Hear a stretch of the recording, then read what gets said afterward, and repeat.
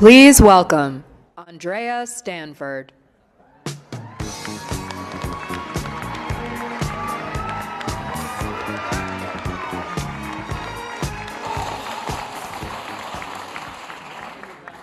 Good afternoon. This is Pittsburgh. Good afternoon. All right. And thank you all for being here today. My name is Andrea Stanford, and I am proud to be here as a woman business leader in the great city of Pittsburgh.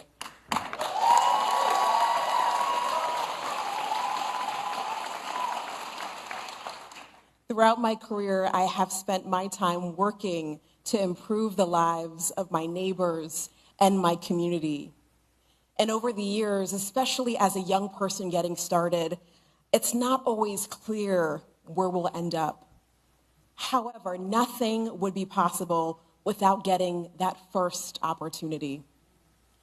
That's why I'm grateful that I get to stand here today to introduce a leader who understands the value of that first opportunity. You see, the Vice President is here in Pittsburgh today to lay out her vision for the future of our economy, one where the middle class grows, where capitalism thrives, and where bad actors who try to screw over the little guys are held to account.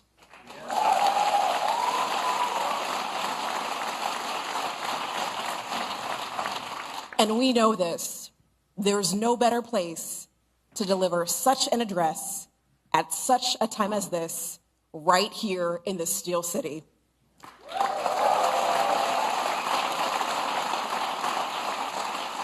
You see, if there's one thing that I've learned from living in Pittsburgh over the years, is that when given the opportunity to succeed, Pittsburghers, or Yinzers as we lovingly call ourselves, we put in the work to pursue our dreams and make them a reality.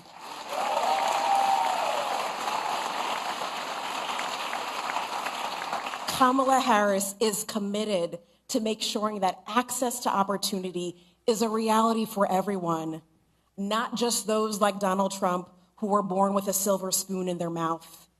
You see, today's speech is Vice President Harris's chance to tell the American people why she believes, what she believes about fairness, about building and expanding the middle class, and about how we ensure that every child in this great nation has equal access to the American dream, and how she'll get it done as president. You see, we've seen what Donald Trump did. As president, he blew up the national debt, gave tax cuts to millionaires and billionaires at the expense of working people, and created incentives to ship jobs overseas. If reelected, we know that Trump and his extreme Project 2025 agenda would raise costs for working families, usher in a recession, and destroy good-paying, family-sustaining jobs that Kamala Harris has fought so diligently to create. We can't go back. We can't go back. We must elect Kamala Harris in November, not just because it's important that we have a leader with the character to be present, but because working families across the nation are depending on her. With that, it is my honor to introduce someone who has dedicated her life to public service, a woman who has spent her entire career fighting for everyday Americans. And let me remind you of her background. As a prosecutor, she took on, you know the story, y'all, she took on violent criminals and held them accountable.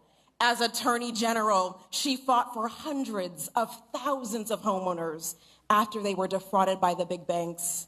And as United States Senator and our Vice President, she has continued to fight to lower costs for working families while growing our economy and working to make it more fair.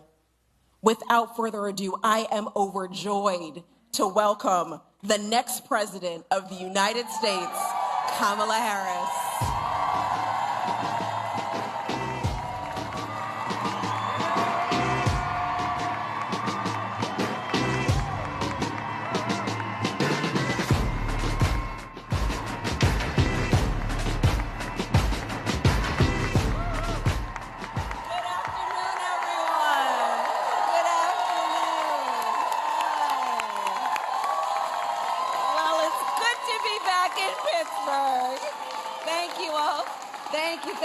Please have a seat. Please have a seat. Andrea, thank you so very much for that beautiful introduction and for your leadership. It really is my honor to be with you today. Thank you. And thank you to Risa and the Economic Club of Pittsburgh for hosting us today. And I also want to thank Mayor Gainey for being here. Mayor, you greet me each time I come to Pittsburgh. I thank you so very much for that and your leadership. Thank you. So, hello, friends. Let's get started. Okay. So we gather at a moment of great consequence. In this election, I believe we have an extraordinary opportunity to make our middle class the engine of America's prosperity, to build a stronger economy where everyone, everywhere, has a chance to pursue their dreams and aspirations, and to ensure that the United States of America continues to out-innovate and out-compete the world. Over the past 3.5 years, we have taken major steps forward to recover from the public health and economic crisis we inherited. Inflation has dropped faster here than the rest of the developed world. Unemployment is near record low levels. We have created almost 740,000 manufacturing jobs, including 650 at the battery manufacturing plant over in Turtle Creek.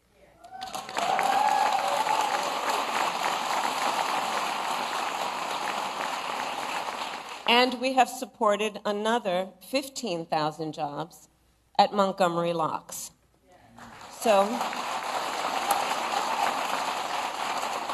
these are local, great examples of the work that we have achieved thus far. And last week, for the first time, of course, in 4.5 years, the Federal Reserve cut interest rates, which will make it just a little easier for families to buy a home or a car or just pay down their credit card bill. But let's be clear. For all these positive steps, the cost of living in America is still just too high. You know it, and I know it. And that was true long before the pandemic hit. Many Americans who aspire to own a home are unable to save enough for a down payment on a house, and starting to think that maybe home ownership is just outside of their reach. Folks who live in factory towns and in rural communities, who have lost jobs, are wondering if those jobs will ever come back. Many Americans are worried about how they'll afford the prescription medication they depend on. All of this is happening at a time when many of the biggest corporations continue to make record profits while wages have not kept up pace. I understand the pressures of making ends meet. I grew up in a middle-class family, and while we were more fortunate than many, I still remember my mother sitting at that yellow Formica table, late at night, cup of tea in hand, with a pile of bills in front of her, just trying to make sure that she paid them off by the end of the month. Like so many Americans, just trying to make it all work. Every day, millions of Americans are sitting around their own kitchen tables and facing their own financial pressures. Because over the past several decades, our economy has grown better and better for those at the very top, and increasingly difficult for those trying to attain, build, and hold on to a middle-class life. In many ways, this is what this election is all about. The American people face a choice between two fundamentally very different paths for our economy. I intend to chart a new way forward and grow America's middle class. Donald Trump intends to take America backward to the failed policies of the past. He has no intention to grow our middle class. He's only interested in making life better for himself and people like himself, the wealthiest of Americans. You can see it spelled out in his economic agenda. An agenda that gives trillions of dollars in tax cuts to billionaires and the biggest corporations, while raising taxes on the middle class by almost $4,000 a year, slashing overtime pay, throwing tens of millions of Americans off of health care, and cutting Social Security and Medicare. In sum, his agenda would weaken the economy and hurt working people and the middle class. You see, for Donald Trump, our economy works best if it works for those who own the big skyscrapers, not those who actually build them, not those who wire them, not those who mop the floors,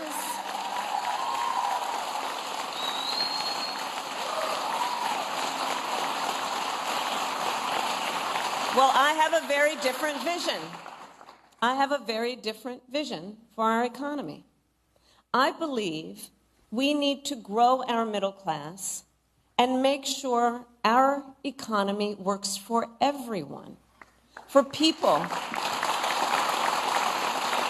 like the people in the neighborhood where I grew up and the hardworking Americans I meet every day across our nation. So I call my vision the opportunity economy. And it's about making sure everyone can find a job and more, and more. Because frankly, having a job, I believe, in our ambition and aspiration should be baseline. And we should aspire and have the ambition and plan to do more. I want Americans and families to be able to not just get by, but be able to get ahead.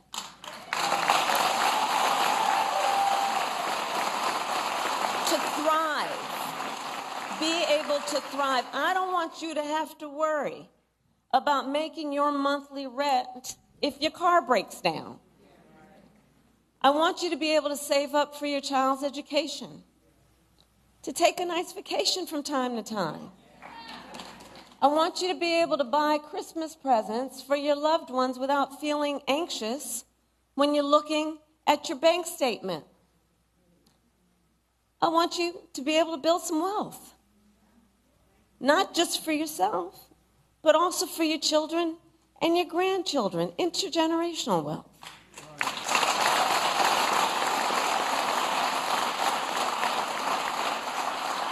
And here's the beauty of it all. We know how to build an economy like that. We do know how to unlock strong, shared economic growth for the American people. History has shown it, time and again. When we invest in those things that strengthen the middle class, manufacturing, housing, healthcare, education, small businesses, and our communities, we grow our economy and catalyze the entire country to succeed. I have pledged that building a strong middle class will be a defining goal of my presidency. And the reason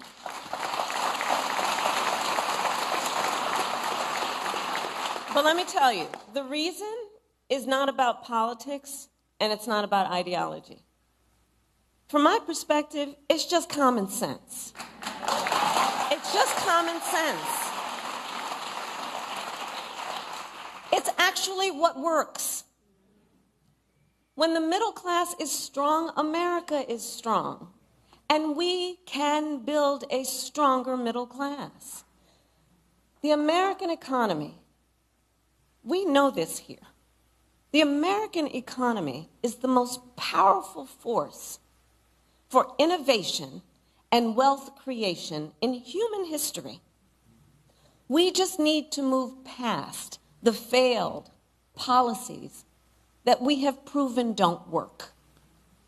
And like generations before us, let us be inspired by what is possible. As president, I will be grounded in my fundamental values of fairness, dignity, and opportunity. And I promise you, I will be pragmatic in my approach. I will engage in what Franklin Roosevelt called bold, persistent experimentation.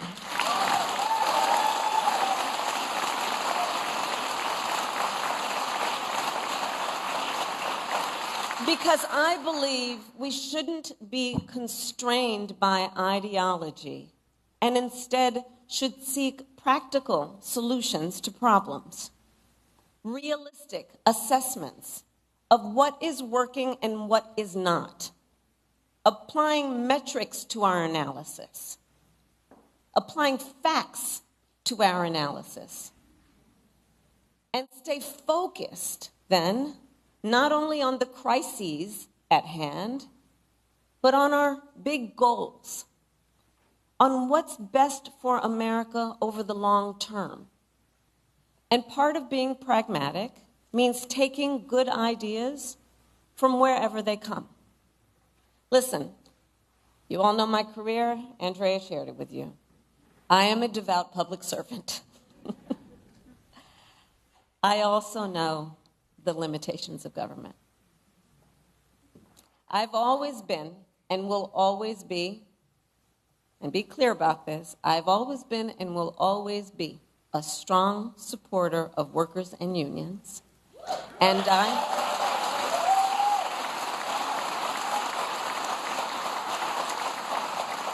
I also believe we need to engage those who create most of the jobs in America. Look, I'm a capitalist. I believe in free and fair markets. I believe in consistent and transparent rules of the road to create a stable business environment. And I know the power of American innovation. I've been working with entrepreneurs and business owners my whole career. And I believe companies need to play by the rules. Respect the rights of workers and unions, and abide by fair competition. And if they don't, I will hold them accountable. And if anyone has a question about that, just look at my record as Attorney General.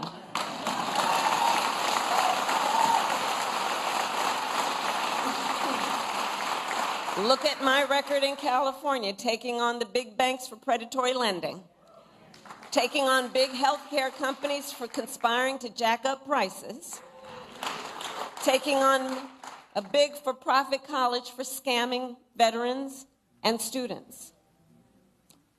At the same time, I believe that most companies are working hard to do the right thing by their customers and the employees who depend on them.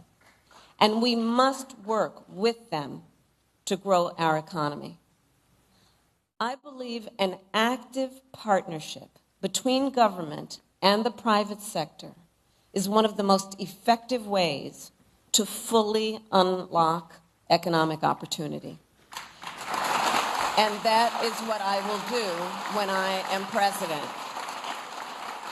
I will target the major barriers to opportunity and remove them. We will identify common sense solutions to help Americans buy a home, start a business, and build wealth. And we will adopt them. So let's start then with the first pillar of an opportunity economy, which is lowering costs.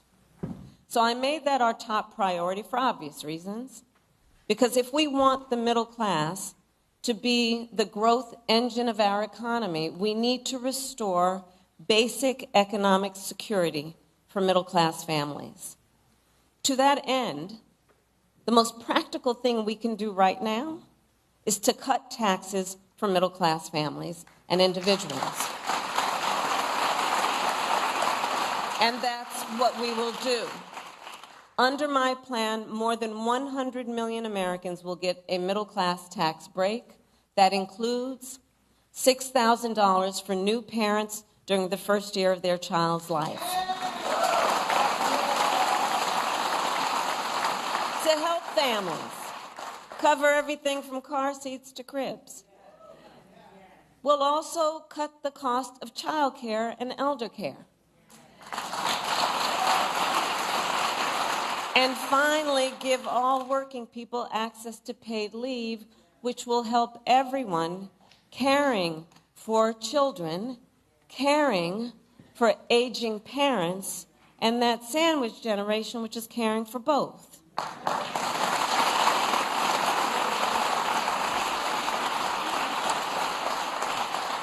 So I have a personal experience with caregiving. I remember being there for my mother when she was diagnosed with cancer, cooking meals for her, taking her to her appointments, just trying to make her comfortable, figuring out which clothes were soft enough that they wouldn't irritate her, and telling her stories to try and make her laugh. I know caregiving is about dignity. It really is.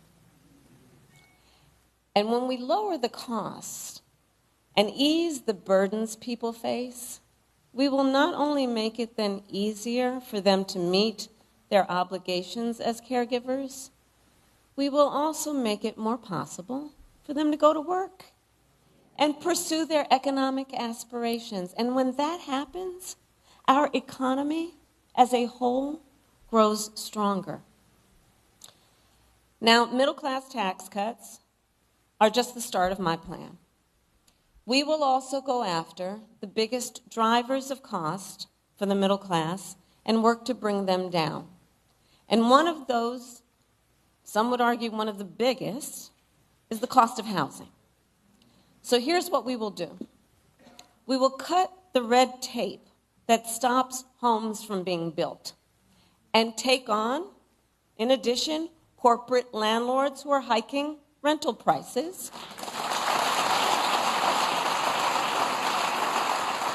And we will work with builders and developers to construct 3 million new homes and rentals for the middle class, because increasing the housing supply will help drive down the cost of housing.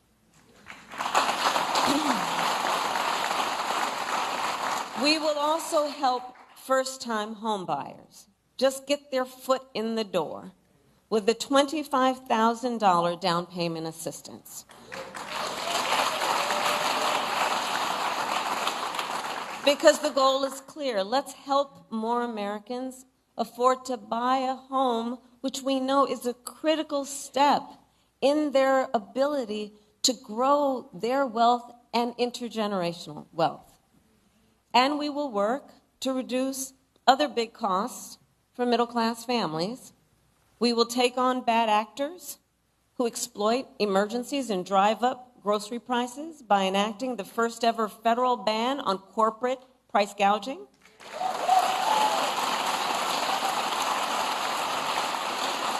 I had the experience of dealing with that when I was Attorney General.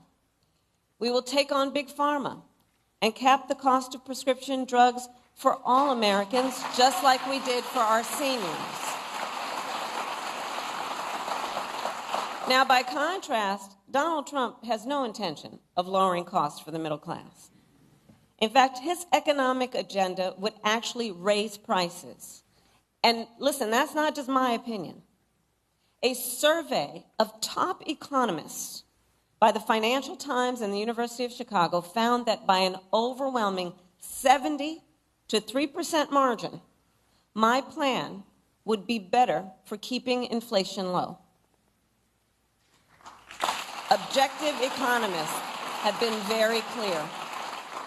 The second pillar of an opportunity economy is investing in American innovation and entrepreneurship. So for the last century, the United States of America has been a beacon around the world. And as your vice president now for almost 4 years, I've been traveling the world, meeting with world leaders, meeting with foreign leaders, meeting with business people in various countries with which we have partnership. And I will tell you, America remains a beacon for what it means to inspire and invest in innovation. Not only for our ability to come up with some of the most breakthrough ideas, but also our ability to turn those ideas into some of the most consequential innovations the world has ever known. I believe the source of our success is the ingenuity, the dynamism, and enterprising spirit of the American people. To paraphrase, yes, it is. It's our nature. It's our nature. To paraphrase Warren Buffett, since the founding of our nation, there has been no incubator for unleashing human potential like America. And we need to guard that spirit. We have to guard that spirit. Let it always inspire us. Let it always be the source of our optimism, which is that spirit that is so uniquely American. And let that then inspire us by helping us to be inspired to solve the problems that so many face, including our small business owners. So as I travel the country, what I hear time and again from those who own small businesses and those who aspire to start them is that too often an entrepreneur has a great idea, not too often, that's good, and they have the willingness to take the risk, but they don't have access to the capital that they need to make it real. And as Andrea said, not everybody was handed on a silver platter $400 million and then filed for bankruptcy 6 times. Oh, I said that. I actually said that. Well, we can make it easier. We can make it easier for our small businesses to access capital. On average, it costs about $40,000 to start a new business. But currently, the tax deduction for startups is only $5,000. So currently, for startup costs, the tax deduction is $5,000.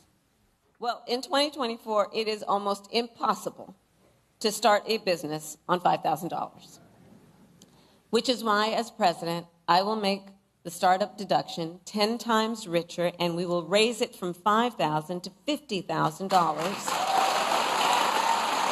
tax deduction. And provide low and no interest loans to small businesses that want to expand. All of which will help achieve our ambitious, some would say, but that's okay, let's be ambitious, our ambitious goal of 25 million new small business applications by the end of my first term. I know this is very achievable. And for anyone here who is a small business owner, works for a small business, or has a small business in your life, you understand what I'm talking about in terms of when we build up our small businesses, what that does to entire communities to lift them up economically, civically, culturally, and in every way. Small businesses, the point being, help drive our economy. And they create nearly 50% of private sector jobs. And they strengthen our middle class. And if we can harness the entrepreneurialism of the American people and unlock the full potential of aspiring founders and small business owners, I am optimistic that no one will be able to outpace us. By contrast, Donald Trump, when he was president, has been described by one of the nation's leading experts on small businesses in a piece he published in a major paper as not being good for small businesses. In fact, the title, because I'm bearing the lead right now. One of the leading experts on small businesses published a piece in one of the major newspapers, and the title, I'm going to quote, "Does Donald Trump hate small businesses?" And their answer was yes. Their answer was yes. Because at the same time that Donald Trump was giving a tax cut to big corporations and billionaires, he tried to slash programs for small businesses and raise borrowing costs for them. Instead of making it easier, he actually made it more difficult for them to access capital. And that's not surprising, because Donald Trump just does not prioritize small businesses. He does not seem to value, frankly, the essential role they play. But look, when I look at small business owners, I see some of the heroes of our economy. Not only entrepreneurs, but as I said, civic leaders, community leaders, part of the glue that holds communities together. The third pillar of our opportunity economy is leading the world in the industries of the future and making sure America, not China, wins the competition for the 21st century.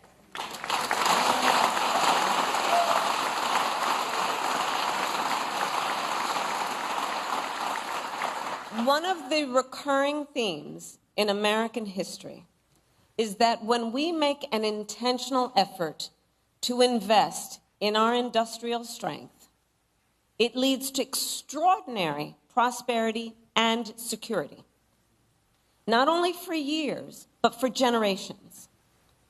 Think of Alexander Hamilton having the foresight to build the manufacturing capabilities of our new nation.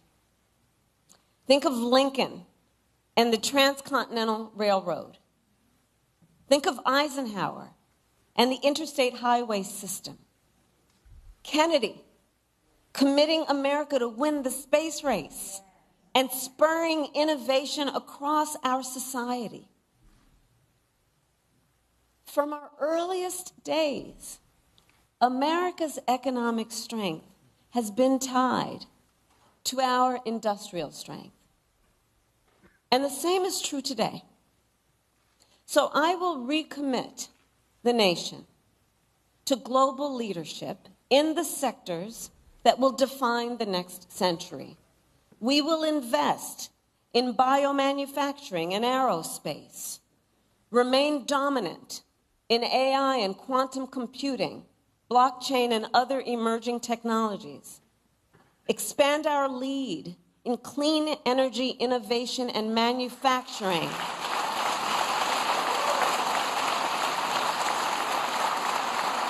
so the next generation of breakthroughs, from advanced batteries to geothermal to advanced nuclear, are not just invented, but built here in America by American workers.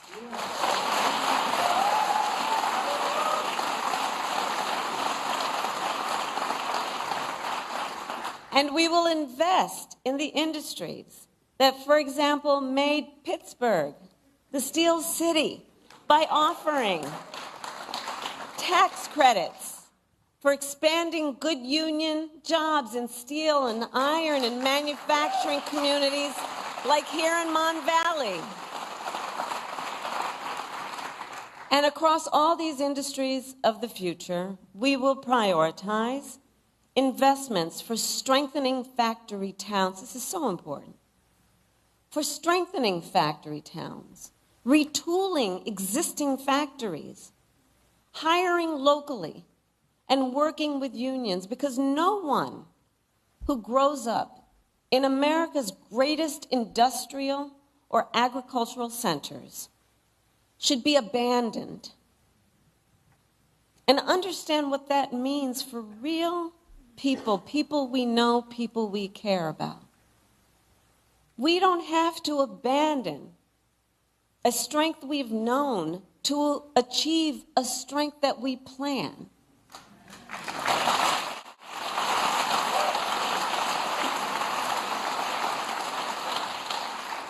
And here's what else we will do when I am president. We will double the number of registered apprenticeships by the end of my first term.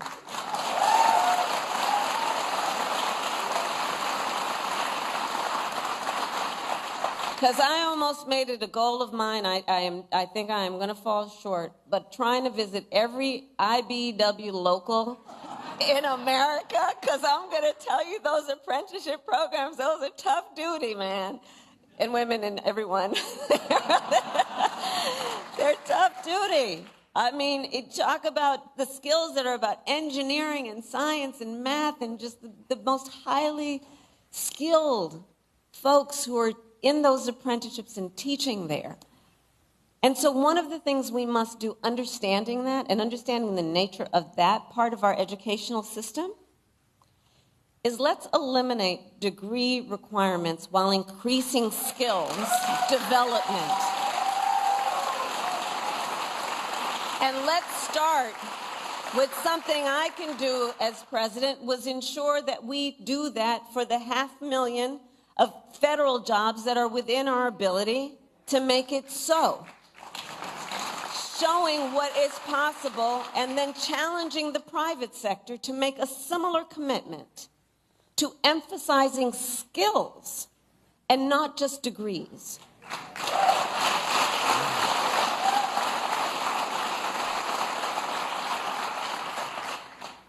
And we will reform our tax laws to make it easier for businesses to let workers share in their company's success. And I will challenge the private sector to do more, to lift up workers through equity, profits, and benefits, so more people can share in America's success and prosperity.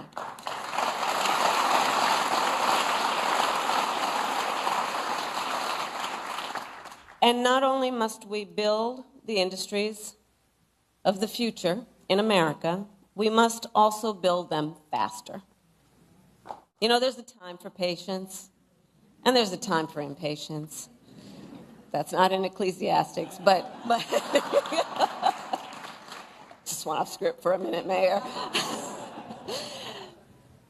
But the simple truth is, in America, it takes too long and it costs too much to build. Whether it's a new housing development, a new factory, or a new bridge, projects take too long to go from concept to reality. It happens in blue states, it happens in red states, and it's a national problem. And I will tell you this, China is not moving slowly. They're not. And we can't afford to either. If we are to compete, we can't afford to either. As president, if things are not moving quickly, I will demand to know why, and I will act. I will work with Congress, workers and businesses, cities and states, community groups and local leaders to reform permitting, to cut red tape, and get things moving faster. Because, look, as I said, patience may be a virtue, but not when it comes to job creation or America's competitiveness. Many of you know the Empire State Building. You know how long it took to build that? 1 year. The Pentagon, you know how long that took? 16 months. No one can tell me we can't build quickly in our country.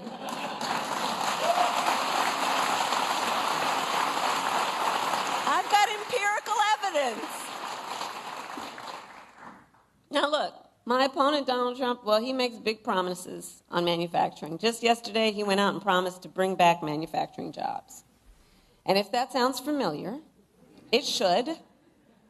In 2016, he went out and made that very same promise about the Carrier plant in Indianapolis. You'll remember, Carrier then offshored hundreds of jobs to Mexico under his watch. And it wasn't just there. On Trump's watch, offshoring went up and manufacturing jobs went down across our country and across our economy.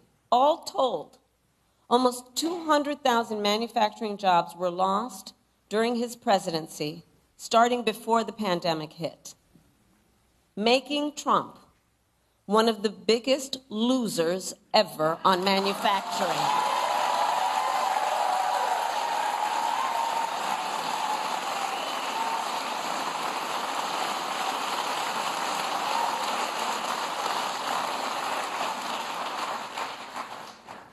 Donald Trump also talked a big game on our trade deficit with China.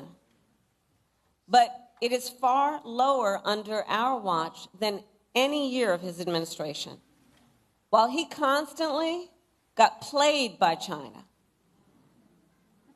I will never hesitate to take swift and strong measures when China undermines the rules of the road at the expense of our workers, our communities, and our companies, whether it's flooding the market with steel, inferior, or at all, unfairly subsidizing shipbuilding, or hurting our small businesses with counterfeits. Recall, Donald Trump actually shipped advanced semiconductor chips to China, which helps them upgrade their military.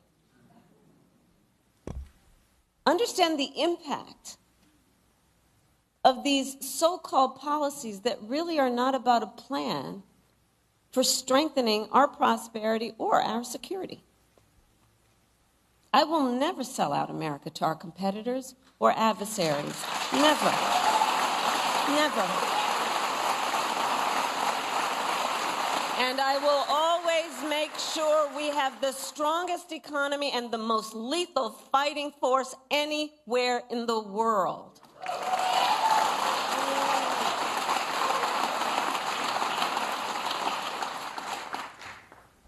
So at this pivotal moment, we have an extraordinary opportunity to chart a new way forward, one that positions the United States of America and all of us who are blessed to call this home for success and prosperity in the 21st century. You know, there's an old saying that the best way to predict the future is to invent it. Well, that is the story of the Steel City. That is the story of the Steel City. The city that helped build the middle class, birth America's labor movement, empower the rise of American manufacturing, and the city where Alan Newell and Herbert Simon launched the first AI research hub at Carnegie Mellon.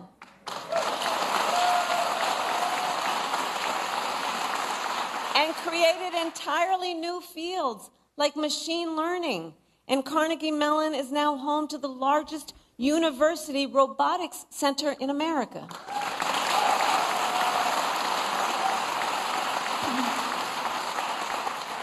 So the proud heritage of Pittsburgh, I so strongly believe, reveals the character of our nation.